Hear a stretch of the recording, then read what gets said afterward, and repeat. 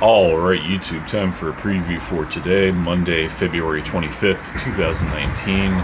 It is a very chilly day outside. I'm pretty sure we're going to get some rain due to or according to the forecast here on Google, it says we're supposed to get rain as late as 5 p.m. in the afternoon. I don't know, though. I think it's probably going to rain a little sooner, just based off the wind and the feeling in the air, if you guys know what I mean.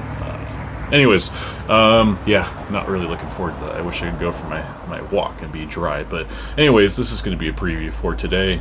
The video down below is from Sticks, X, and Hammer 666, and he's kind of giving his own approach as to how to predict the 2020 election and its outcome. And I think, we're pretty much convinced that Trump is going to be the GOP nominee. I don't really see any other names in the GOP field that are direct challengers to Trump, unless Ron Paul takes some youth agent and ends up regressing 20 years in his life, and then being a young man. Ron Paul has a lot of good policies, as does Rand Paul, but Rand Paul understands that Trump is probably the more popular choice at this point, so he's not deciding to run or anything. Plus, he's got a pretty sweet gig as a senator from Kentucky, so that's a good gig. And I don't rule out Rand Paul from running in the future. He's still he's still relatively young compared to the rest of the GOP prospects, I suppose. But I could be wrong. There could be some sleeper agent that I don't know of. Looking at the Democrats. I've really struggled with this one because I've always been under the impression that the most popular candidate is going to win the nomination. But as we saw in 2016, that did not happen. Bernie Sanders got Hillaried. He got thrown under the bus, and he just sorry about that. Just almost dropped my phone. Hillary threw Bernie underneath the bus, and as you know, Bernie was complicit to some degree. And he got the 3 houses. He's probably got millions of dollars of wealth parked overseas, and it's just it was pretty disappointing, even for myself. I was still I was partial to Bernie. I liked Bernie because the way he was marketed to me, I wasn't really doing my own homework, but Bernie was marketed to me as a libertarian. But then when Trump won the election, and then Bernie Sanders goes on to Conan and everything, and he's talking about how we need to crack down on assault weapons and possibly confiscate them. He didn't use that actual word, but Bernie Sanders. I kind of began to see his true colors, and that's kind of when I began my process of becoming red-pilled. And then by May of 2017, when Trump was doing his press conference regarding the bombings in Manchester, I was like, wow, this guy, he actually cares. He actually gives a shit about our people. So I was anyways. But that interview that Bernie did with Conan, I believe it was either November and December. And just a little quick sidebar here. He said something pretty interesting. Bernie Sanders was slamming CNN and slamming the rest, the legacy media, for giving Donald Trump so much coverage, and he was basically saying, that's the reason why he won, because they kept focusing on him, and even if it was negative news, Trump just kept getting stronger and more popular. And one more thing, Steve Bannon even alluded to this. Steve Bannon even said the Access Hollywood tape was a litmus test for American voters, and I think most American voters were not offended by that.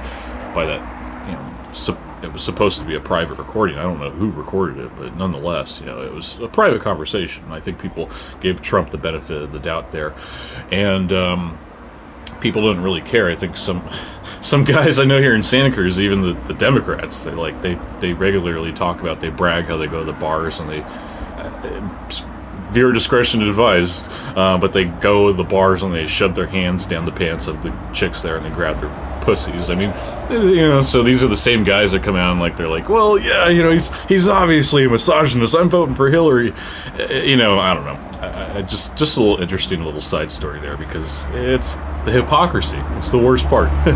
Anyways, so I learned that Bernie Sanders, regardless of being the popular choice in the 2016 election for the Democratic nomination, that didn't foment that. went nowhere because, for a number of reasons. But what I'm looking at now is Tulsi Gabbard is the new Bernie Sanders, and Tulsi Gabbard is, like, I've said before, more palatable, but not so much. Not enough for me to cross party lines and vote for her. I'm probably going to be voting for Trump. Having said that, living here in California, I am still a registered Democrat. So for the primaries, I'm probably going to vote for Tulsi Gabbard, just to be a disruptor.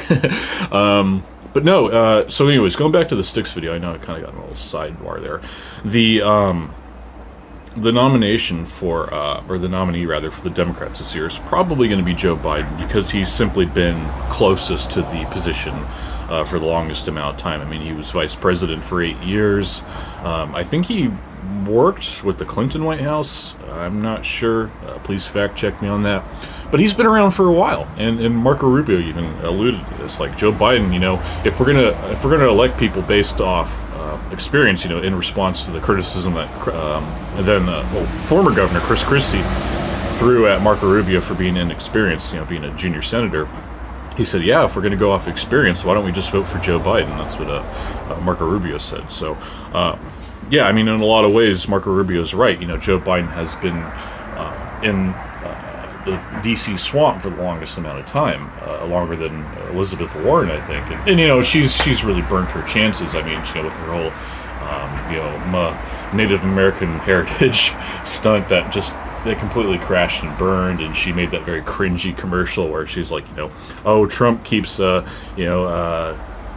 making fun of me because of my heritage. What do the facts say? Like, just so arrogant, and then the guy on the other line's like, oh, the facts say that you are, the blood test did reveal that you are part Native American. So, it's just really stupid. Even the Jimmy Dore crowd was getting on her for that. And another thing, too, even the Jimmy Dore crowd was kind of piling on to the criticism of Tulsi Gabbard, which is kind of surprising because I believe Jimmy Dore has endorsed Tulsi Gabbard, but I think he also is secretly thinking that Beth Lynch is going to get in there, the communist feminist professor that you can find on Twitter. Kamala Harris is a cop. Yeah, she's a real character, and she usually responds to to tweets. So feel free to troll. That's not a command. I'm just saying but Tulsi Gabbard. She was getting a lot of heat from the Jimmy Dore crowd, I guess, for her former views. I guess she doesn't really think them. She might, but she was criticizing Islam and the Muslim migrants and talking about traditional marriage, and that didn't really sit well with them. So they promptly corrected her. Now she's a more I guess kosher candidate for the Democrats, but that does not mean anything. We've seen this with Bernie Sanders. We've seen this with Tulsi Gabbard. Or we're going to see it with Tulsi Gabbard. That she probably isn't going to win the nomination. It's going to be a guy that's like Joe Biden, an establishment favorite. He has the attitude to take on Trump. I mean, he's talking about punching the guy in the face. Jesus Christ. But that's the way he's been going about it. And the far left, they like that. I mean, the far left like Joe Biden's rhetoric when it comes to Trump. I don't think they like his policy, though. I think this is the reason why they're going to back somebody like Tulsi Gabbard. But once again, that doesn't mean anything. Tulsi Gabbard, regardless of being the most popular candidate in my own perception among the Democrats running in 2020, it's not going to mean anything. And she's probably going to get paid out or something. She's probably going to sell out, which is very unfortunate because I really like Tulsi Gabbard. I like some of her policies. Like I said, I think that she should have stood her ground when it comes to her social beliefs. If she believes in traditional marriage, then send her the crap to hell, I guess.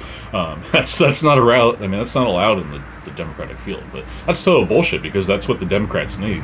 They need some centrism, and I'm not talking about like a Joe Biden centrist. I'm talking about a Democrat that shares some of the same policies as Trump, and that's fine. I mean, unfortunately, most of the far left Democrats, they don't see it that way. They don't see it as fine. They see it as, she's far right. Anything that's like close to willing to negotiate or work with Trump is far right. I mean, they call Obamacare a far right operation. Mitt Romney care, yeah, which it kind of is. I mean, it's fucked up.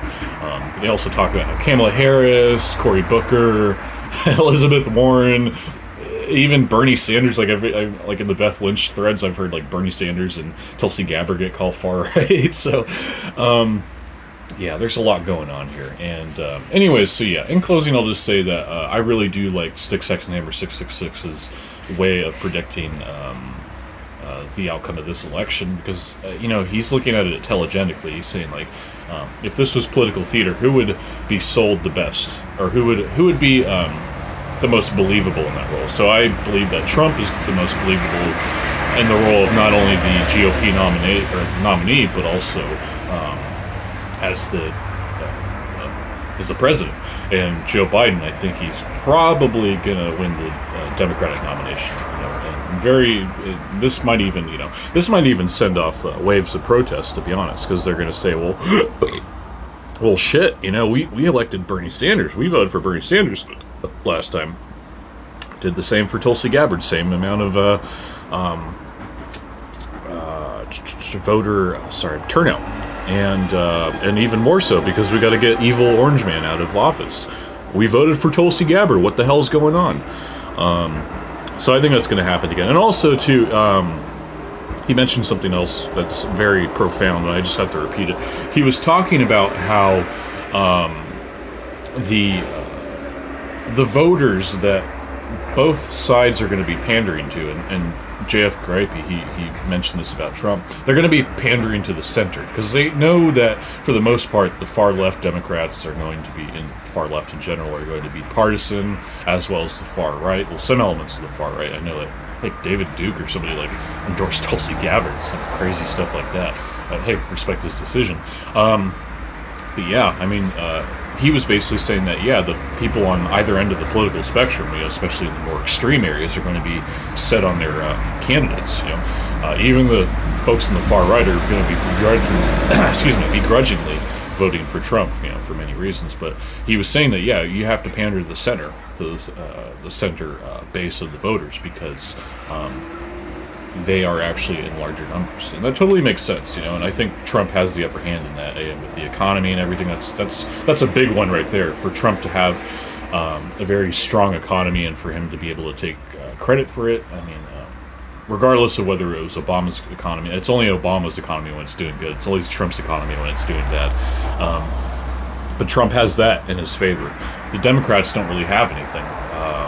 They only have the motto of, we're not Trump, vote for us. Orange man bad, white man bad, vote for us. So they got to drop that shit. They got to drop that shit if they want to get some of the center votes. But if they can't do that, which I don't think they're going to, I think it's going to be Trump once again for 2020. That's my official prediction, guys. So thank you so much for watching. God bless, and I will see you guys throughout the day. If it isn't rainy, I'll be shooting some videos outside. So I appreciate you guys watching. Goodbye.